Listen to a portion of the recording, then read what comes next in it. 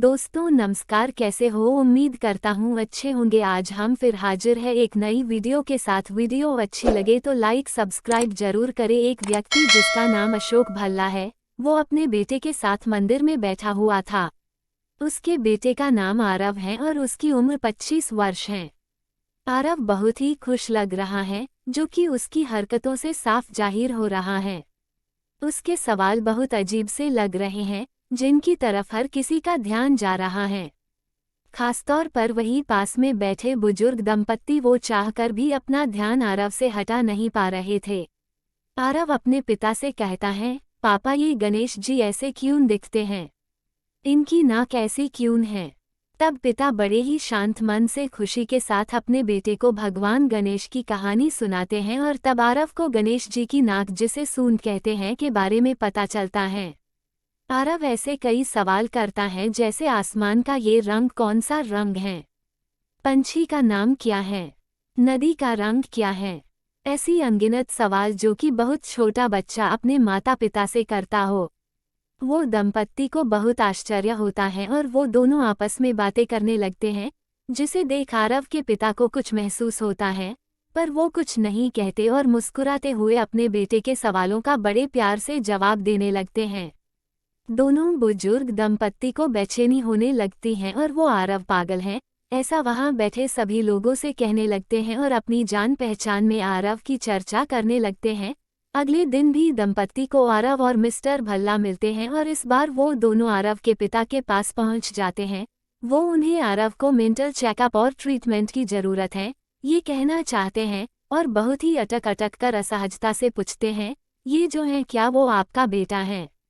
भल्ला साहब कहते हैं, हाँ जी भाई साहब, ये मेरा बेटा आरव है। दंपत्ति के मन में कुछ है जो भल्ला साहब को समझ आ रहा है।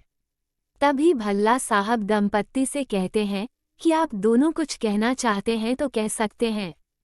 तब दंपत्ति हिम्मत करते हुए कहते हैं कि बुरा मत मानिएगा, आपने कभी आरव को किसी डॉक्टर को दिखाया?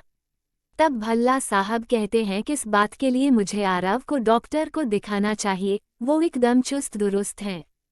तब दंपत्ति और अचरज में पड़ जाते हैं और संकुचाते हुए कहते हैं, मिस्टर भल्ला, आपके बेटे की कद काठी देख लगता है कि यह 25 वर्ष का होगा, लेकिन इसकी हरकतों से लगता है ये कुछ 3 से 5 साल का है।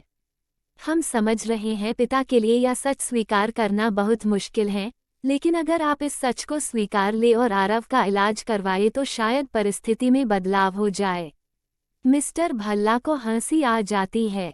ये देख दंपत्ति को और अजीब लगने लगता है। तब दंपत्ति के चेहरे का भाव देख मिस्टर भल्ला उनसे कहते हैं कि भाई साहब, सच यह नहीं जो आप समझ रहे हैं। असल में आरव बचपन से ही देख नहीं सकता था, वो नेत्रहीन था। उसका ऑपरेशन हुआ है और मैं कल उससे सबसे पहले यहाँ ले आया। जिंदगी में पहली बार उसने अपनी आंखों से दुनिया देखी। जानता समझता वो सब है, लेकिन वो वापस अपने बचपन को जी रहा है और मैं भी उसका साथ दे रहा हूँ।